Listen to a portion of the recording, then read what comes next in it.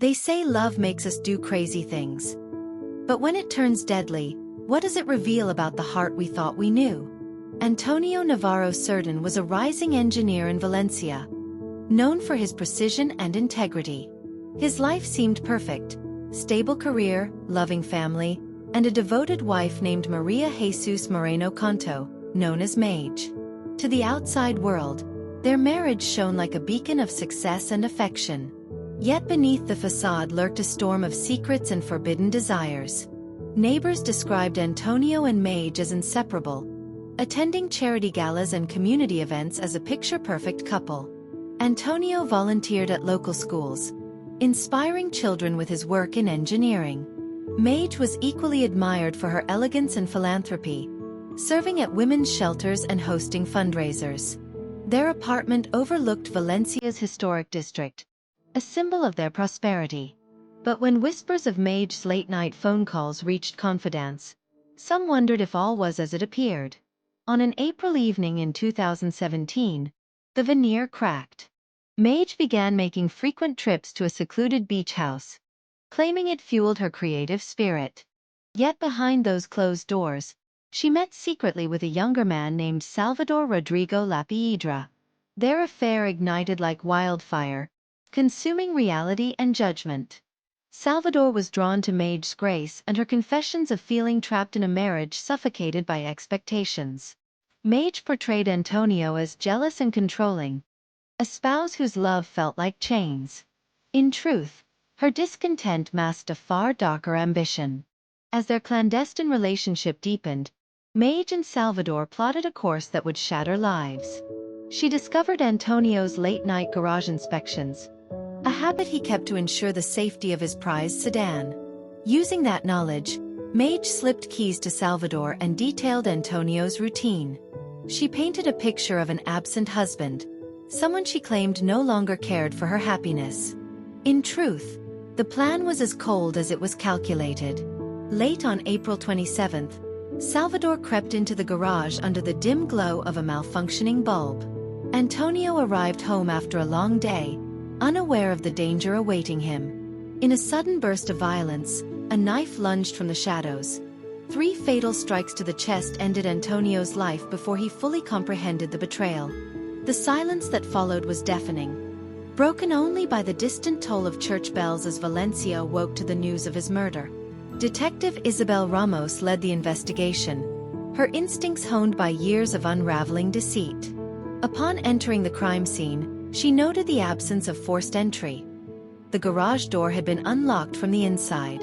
Blood spatter on the walls suggested Antonio never saw the attack coming.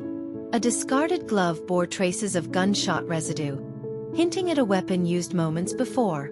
And the keys that granted access? Traced back to Maje, who offered a mournful alibi and tearful disbelief. As evidence mounted, investigators unearthed text messages between Maje and Salvador, desperate pleas and final instructions: "He'll be home soon," and "I can't do this alone." Their innocent encounters at local cafes and coded gifts betrayed a liaison more intimate than friendship. CCTV footage captured Maje slipping out of her apartment in pajamas, purposefully shielding her identity as she handed Salvador the keys. The veneer of grief she displayed to friends and family was nothing more than a performance. In the forensic labs, experts matched gunshot residue on Salvador's gloves to that found at the scene. Maje's fingerprints on the stored keys sealed her participation. Under intense interrogation, Salvador admitted the stabbing but insisted he acted on Maje's orders, a pawn manipulated by her cunning. Maje's calm demeanor in the interrogation room contradicted the devastated widow image she had portrayed. She spoke of suffocation and a desperate need for freedom, but her words rang hollow against the weight of digital evidence, witness testimonies, and location data from her phone. The trial in October 2018 gripped Spain. Prosecutors painted Maje as a calculating Black Widow, orchestrating her husband's murder to be with her lover and claim his fortune. Defense attorneys argued a crime of passion, claiming Maje's suffering under a controlling spouse drove her to extremes.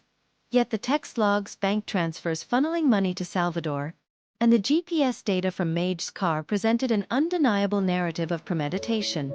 The jury deliberated, weighed each piece of testimony, and delivered a verdict.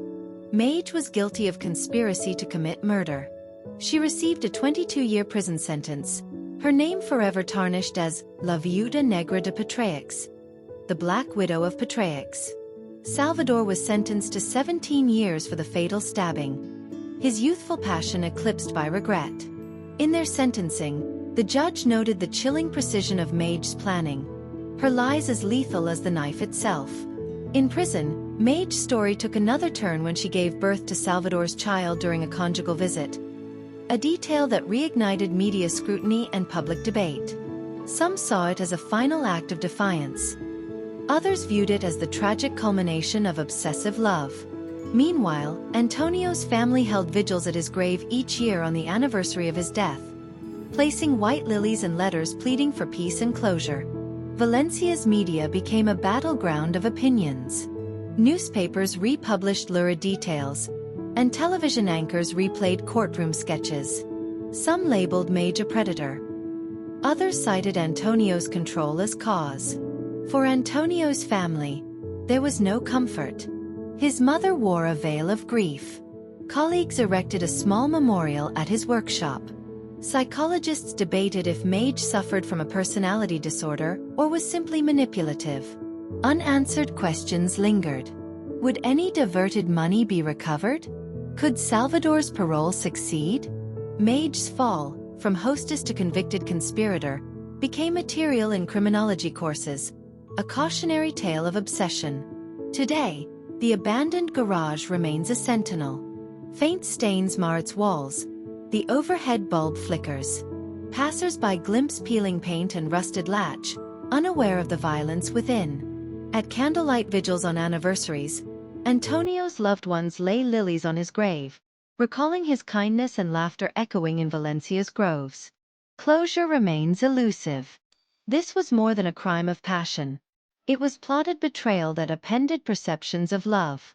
Maje's story shows that trust can hide deadly intentions. Would you recognize the poison behind the sweetest smile?